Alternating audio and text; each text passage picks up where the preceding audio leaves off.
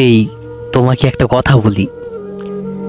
তুমি নিজেও হয়তো বা খেয়াল করেছো যে পৃথিবীতে সৎ মানুষের চেয়ে অসৎ মানুষগুলো একটু বেশি সুখী, কিন্তু তাদের জীবনে সুখ থাকলেও শান্তির অনেক ঘাটতি। তবে কি জানো, মানুষের জীবনে সুখের চেয়ে শান্তির অনেক বেশি প্রয়োজন। ভাঙা কুড়ে ঘরেও ঘুম আসবে যদি তার জীবনে শান্তি থাকে, এবং সুখ শান্তি দুটো আলাদা জিনিস। কোনো গরিবের ঘরেও সুখ থাকে না, তবে শান্তিরও কোনো অভাব থাকে না। আসলে কি বলতো, আমাদের প্রত্যেকের মধ্যেই একটা অভ্যাস তৈরি করা দরকার, অল্পতে খুশি থাকার, অল্পতে সন্তুষ্ট থাকার।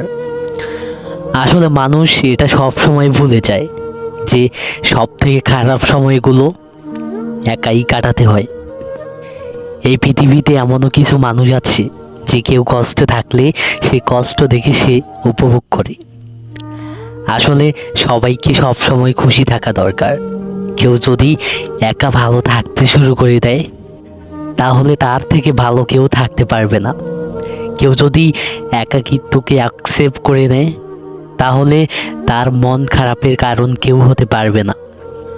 আসলে দুঃখ তো মানুষেরই অংশ। আমরা কেন এটা বারবার ভুলে যাই? যদি পারো তাহলে নিজেকে সব সময় ভালো থাকার, হাসি খুশি থাকার চেষ্টা করো। নিজেকে একটু আনন্দে রাখার চেষ্টা করো।